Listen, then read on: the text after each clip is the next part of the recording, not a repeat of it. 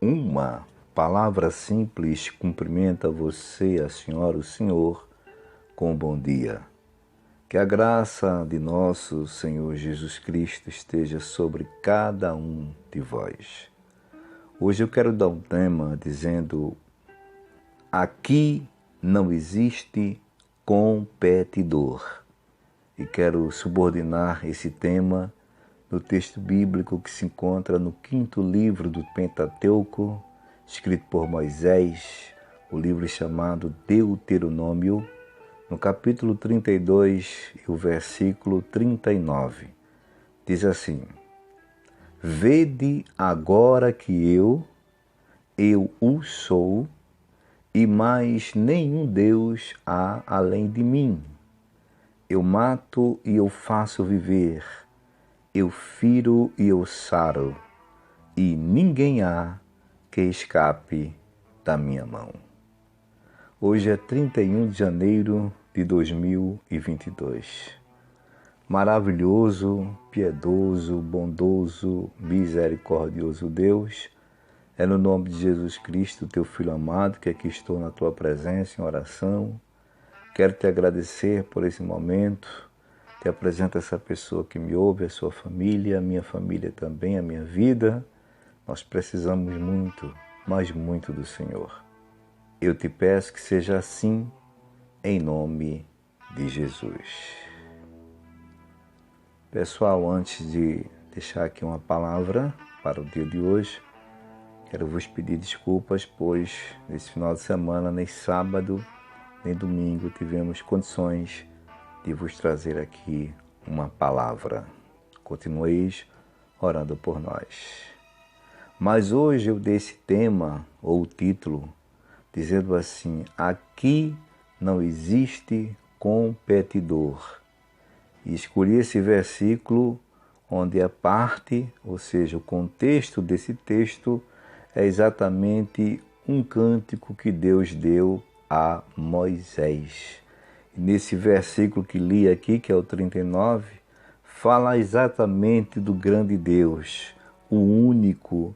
Não existe outro Deus. E o outro Deus aqui, a palavra Deus aqui, está com D minúsculo, porque só existe um verdadeiro e grande Deus, com D maiúsculo, que é o Deus criador de todas as coisas. Esse Deus que você serve e que eu sirvo, que nós estamos agora falando sobre ele.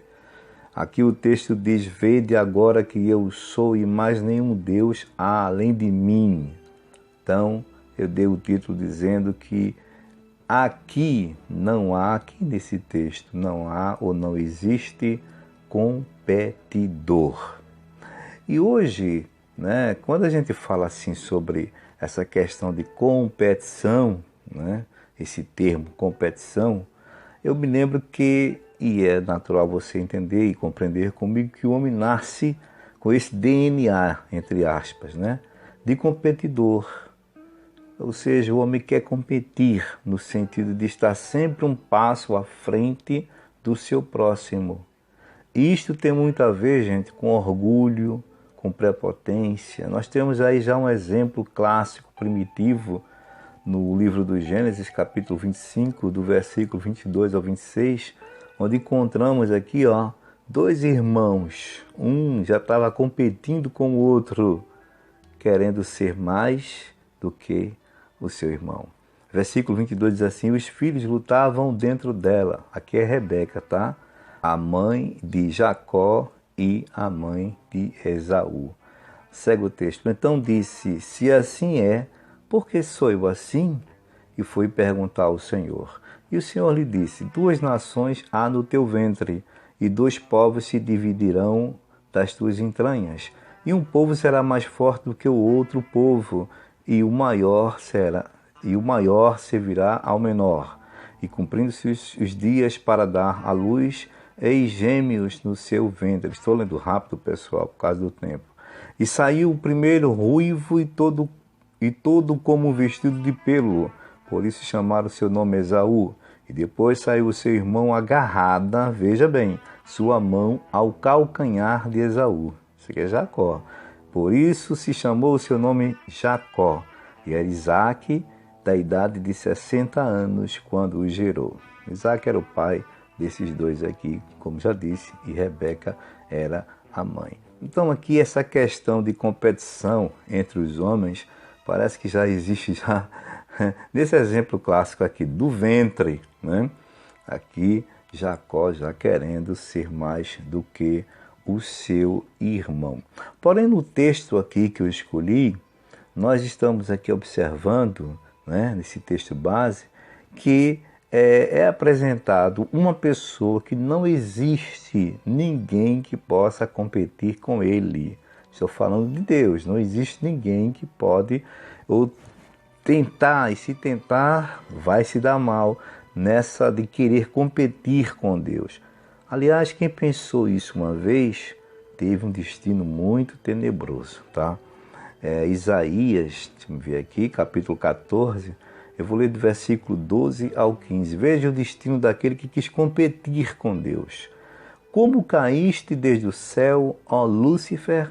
A gente sabe que Lúcifer era o querubim ungido, mas quando quis competir com Deus, o destino dele foi ser lançado de lá para a terra, e o destino dele é as profundezas, o destino dele é a perdição eterna, o inferno. Segue o texto. Filho da alva, como foste cortado por terra, tu que debilitavas as nações, e tu dizias no teu coração, eu subirei ao céu, acima das estrelas de Deus. As estrelas de Deus aqui são os anjos, tá? Acima das estrelas de Deus exaltarei o meu trono, e no monte da congregação me assentarei aos lados do norte, o lado do poder. Versículo 14. Subirei sobre as alturas das nuvens e serei semelhante ao Altíssimo. Eu queria ser igualzinho a Deus. Versículo 15. E contudo, ao destino dele, levado serás ao inferno. É a morada eterna de Satanás, o diabo, né? O antigo querubim ungido. Conclui o texto, ao mais profundo do abismo. Então ele quis competir com Deus. É um exemplo aqui. Quem quer competir com Deus sempre perde, né? Se alguém quiser competir com Deus, ser audacioso a tal ponto, o destino é esse aqui, tá? Perdição. E no versículo de número 1, eu vou ler, e versículo de número 4 do profeta Isaías, ainda no capítulo de número 41, nós encontramos aqui a personalidade de Deus. Veja Deus. Estou correndo aqui por causa do tempo, porque hoje eu anotei vários textos bíblicos para deixar aqui na palavra do dia hoje. Então, a gente tem que correr porque o tempo é veloz também. Versículo 1 do capítulo 41 do profeta Isaías. E depois vou ler o versículo 4. Calai-vos perante mim, isso é Deus falando, ó ilhas, e os povos renovem as forças. Cheguem-se e então falem, cheguemos-nos juntos a juízo. Aí, ó, o versículo 4 ele pergunta, quem operou e fez isto, chamando as gerações desde o princípio? Eu, o Senhor, o primeiro e com os últimos, eu mesmo. Então essa é a grande personalidade de Deus. Quem é que pode competir com ele? Às vezes a gente vê hoje, até nas igrejas, não deveria ser assim. Estou falando dos altares, tá? Nos púlpitos, competição. Quem prega melhor, quem dirige melhor, quem é o obreiro melhor, quem é o presidente da convenção melhor do que a outra. Não deveria ser assim. Mas a gente encontra essa competição entre os homens em todos os lugares. Isto a humanidade herdou exatamente de Lúcifer, do diabo. Mas eu quero concluir falando sobre um episódio, né? Uma pessoa, um rei, uma pessoa importante, era o rei de Israel na época, que ele disse assim, quando alguém quis que ele resolvesse uma situação que somente Deus poderia resolver. E veja a expressão dele. Eu aprendo muito com essa expressão do rei de Israel. Segundo o livro dos reis de Israel, capítulo 5 e versículo 7. Aqui fala daquela situação envolvendo Naamã, aquele homem que ele era serviçal lá, né, da nação síria, e ele estava com lepra, era leproso. E alguém disse, olha, lá em Israel, né, tem um profeta, tem um homem de Deus que pode resolver o teu problema. Se você quiser entender todo o contexto, né, dessa história, aí eu aconselho que você leia todo o capítulo de número 5. Leia o 4 para você entender e o 5 também. Mas o versículo 7 diz assim, e sucedeu que, lendo o rei de Israel a carta, rasgou as suas vestes e disse, sou eu Deus para matar e para vivificar? Lembra do texto base, onde Deus diz que eu mato e eu faço viver? Vou explicar para você, Deus não é matador, tá? Deus não é assassino. Esse eu mato e eu faço viver é que Deus é aquele que tem um controle da situação. Deus tem autoridade sobre a morte. Deus manda na morte. Agora, se o homem morre, né, foi porque o homem buscou isso.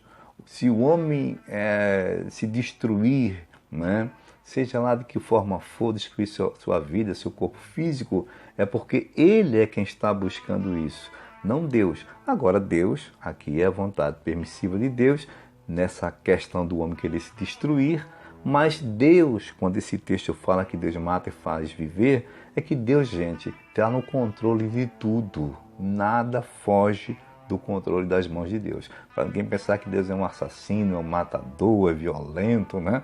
Nada disso.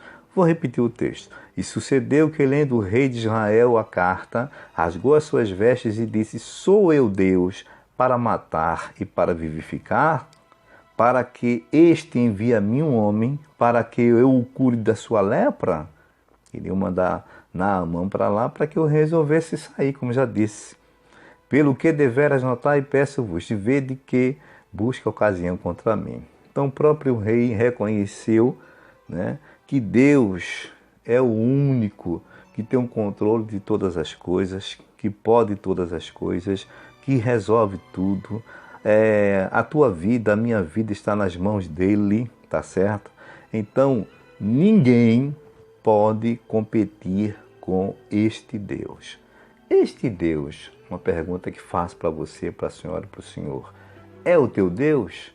Se for o teu Deus, assim como é o meu Deus, nada nós temos que temer, pois ninguém pode competir com ele, nem mesmo o cão, o diabo, o nosso maior inimigo espiritual, pode competir com Deus, porque ele tentou isso. E o destino dele é isso aí, o inferno, como disse o texto sagrado. Amém? Ótimo dia a todos. Servo de Deus, Jessé.